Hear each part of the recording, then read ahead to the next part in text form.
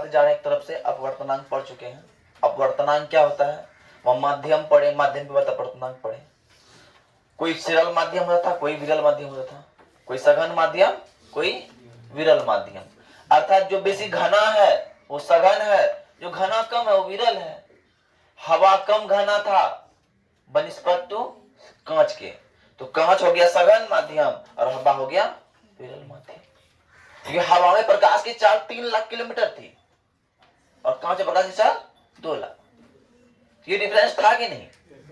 वो जो डिफरेंस आया, प्रकाश किसमें दौड़ पा रहा है फास्ट, जिसमें फास्ट दौड़ पाएगा वो विरल माध्यम, जिसमें कम फास्ट दौड़ पाएगा वो सघन माध्यम, है कि नहीं?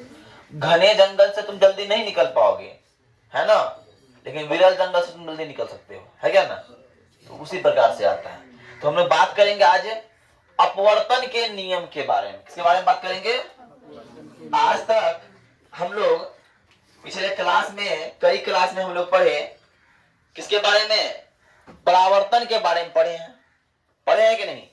परावर्तन के नियम के बारे में अभी तक पढ़ चुके हैं, पढ़े हैं कि नहीं? तो परावर्तन का भी वहां 2 नियम होता है कि नहीं? होता था। उसमें होता था क्या?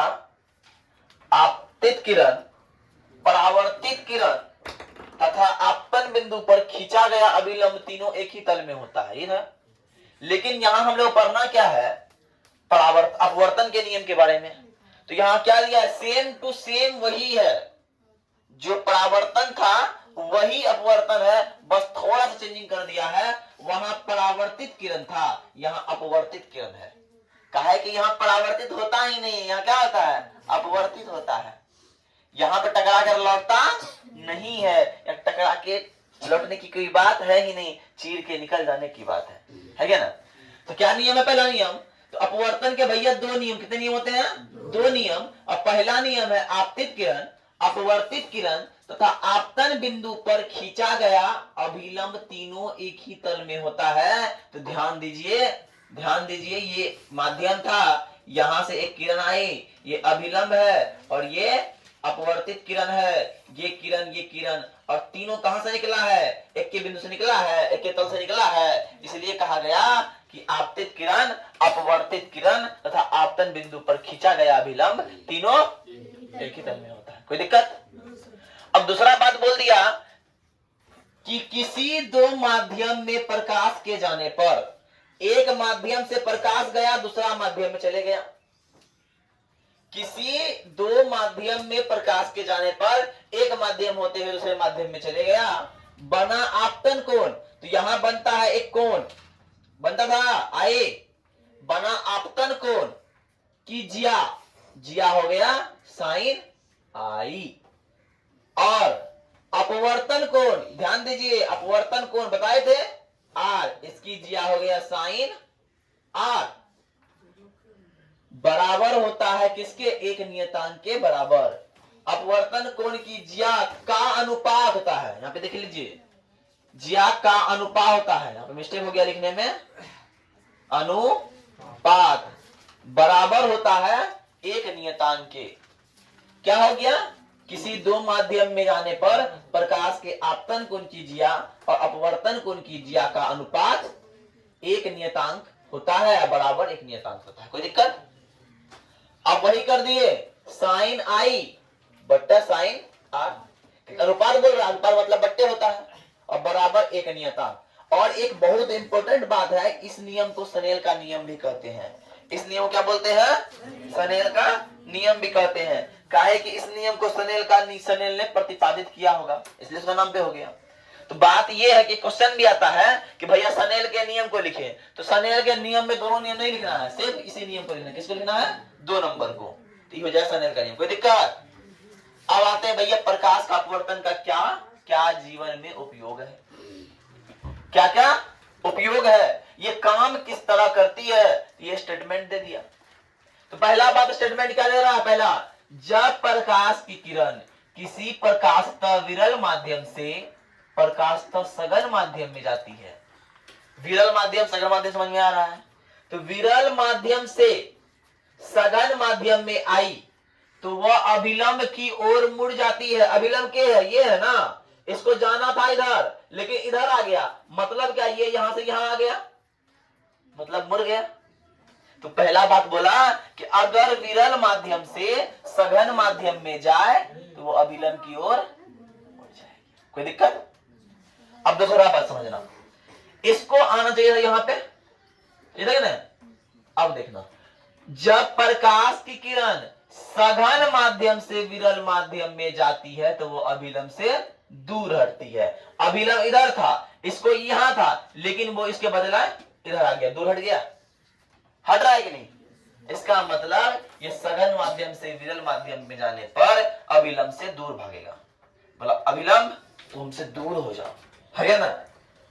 है क्या ना? जब विरल सघन माध्यम से विरल माध्यम आएगा तो अभिलंब को अपने से दूर करेगा, तुम दूर रहो, दूर रहो, दूर रहो, दूर रहो। और सघन में रहेगा, करीब लाएगा, है क्या ना? लेकिन तीसरा फंडामेंटल क्या है? तीसरा है भैया, अगर सीधे आ रहा है प्रकाश तो बिना टेढ़ा घोचा हुए सीधे क्या होगा? आर पार हो जाएगा, सीधे निकल जाएगा। इसीलिए अगर तुम देखता होगा किसी भी कांच में, किसी भी दर्पण तुम टॉर्च मारता होगा, ऐसे सीधे आता होगा, ऐसे चले जाता होगा, लेकिन ऐसे मारता होगा तो वो अपना एंगल बनाता है क्या नहीं? समझ बात ना? इसीलिए कहता है कि एक माध्यम से दूसरे माध्यम में अगर वो लंबवत जाए, लंबवत समझते हो ना? कोई दिक्कत है क्या? ओ, तो ये दिक्कत हो गया। अब सही है ना? तो वही बात है। तो अब क्या हो जाए? लंबवत आ जाए, लंबवत आ जाए क्या हो जाएगा? सीधे निकल जाएगा। बात समझ में आई? अब हम थोड़ा आगे बताते हैं प्रिज्म क्या होता है, प्रिज्म कैसे बनता है, प्रिज्म का क्या क्या जीवन में उपयोग है क्या ना? अब क्या रह गया? अब प्रिज्म बोलते हैं, तो प्रिज्म क्या है? तो प्रिज्म किसी कोण पर झुके दो समतल पृष्ठों के बीच घिरे किसी पारदर्शक माध्यम को क्या कहते हैं? प्रिज्म कहते हैं। क्या कहते हैं? प्रिज्म कहते हैं। एक बात और जान लीजिएगा, एक बात और जान लीजिएगा, प्रिज्म जिस एंगल पे झुकी होती है वो उसमें कोण का मान 60 डिग्री होता है। प्रिज्म 60 डिग्री के कोण पर झुकी होती है, ठीक है ना? अब आते हैं, तो देखिए प्रिज्म का एक अपवर्तन जब होता है, प्रिज्म का जब प्रकाशीय अपवर्तन होता है तो कैसे होता है ध्यान दीजिएगा। जब कोई किरण प्रिज्म पे पड़ती है, ये किरण पड़ रही है, वह क्या होता है? वह पहला देखिए, ध्यान समझिएगा, पहले ये अभिलंब है, ये अभिलंब है, ये अभिलंब से क्या है? अभिलंब के करीब आएगी, काहे कि ये कांच में जा रही है, तो अभिलंब करीब आ गई, ध्यान से आ रही है, करीब आ गए। अब ये परावर्तन के बाद इसको ऐसे जाना चाहिए था ना, सीधे निकलता, लेकिन सीधे ना निकल के अभिलंब से दूर हट रही है, काहे कि विरल माध्यम से फिर सघन माध्यम से फिर विरल माध्यम में आ रही है, अभिलंब से दूर। मतलब पहला जब ये एंट्री कर रहा है तो ये कहां जा रहा है? विरल से सघन में जा रहा है, और जब बाहर आ रहा है सघन से विरल में आ रहा है, और जब एंट्री कर रहा है तो वो अभिलंब से अभिलंब की ओर मुड़ रहा है, और जब बाहर आ रहा है अभिलंब से दूर हट रहा है। और इस प्रक्रिया को, इस चित्र को हम लोग अच्छी तरह से तैयार इसलिए करेंगे क्योंकि 2 मार्क्स में पूछता है बहुत बार, है ना? और जब भी प्रिज्म का चित्र बनाने के लिए कहे ये वाला आकृति बनाना है, ठीक है? कौन वाला आकृति? ये वाला। और प्रिज्म क्या है समझ में हमको आ गया। अब प्रिज्म समझ में आ गया तो लेकिन एक फंडामेंटल और आता है, लेंस। अब इसी पे पूरा ये चैप्टर आधारित है। तो क्या है लेंस? किसे कहते हैं? तो लेंस पारदर्शक पदार्थ का वह टुकड़ा है जो 2 निश्चित ज्यामितीय सतहों से घिरा रहता है। अब देखिए इस प्रकार का जो लेंस होगा तुम्हारा, इस प्रकार का जो लेंस होगा इसको कहेंगे उत्तल लेंस। क्या कहेंगे? उत्तल लेंस। और एक होगा इस प्रकार का, तुमने ऐसा लेंस बोले हम देखे तो नहीं है, लेकिन चश्मा जो तुमने देखती होगी, बीच में चश्मा का गड्ढा देखती होगी, देखिए ना, पतला टाइप का छुएगी पावर जहां दिखता है, तो ये वैसा ही है, ठीक है? और जिसका खुला आवर्त है इसको बोलते हैं अवतल लेंस। क्या बोलते हैं? अवतल लेंस। अब जो है आगे हम लोग नेक्स्ट क्लास में पढ़ेंगे, अवतल का भी कुछ 2-4 पार्ट होता है, अवतलोत्तल, तुलोत्तल, समतलोत्तल, है ना, अवतल, इस प्रकार से बहुत सारे 3 प्रकार का होता है। उसके बारे में पढ़ डिटेलिंग करेंगे। डिटेलिंग करने के बाद फिर इसमें आएंगे कहाँ किसका इमेज कैसे बनेगा। इसे दर्पण ने बनाए थे, यहाँ रखने पर इमेज कैसे बनेगा, यहाँ रखने कैसे बनेगा, इसमें क्या होता है, फोकस होता है, कितना फोकस होता है, इसका कितना वक्रता त्रिज्या होता है, इसमें कैसे बनता है 2 लेंस, उन सब के बारे में डिटेलिंग हम लोग नेक्स्ट क्लास में करेंगे इसके बारे में। ठीक है, आप लोग स्वस्थ रहिए, मस्त रहिए, और वीडियो को लाइक कमेंट शेयर जरूर कीजिए।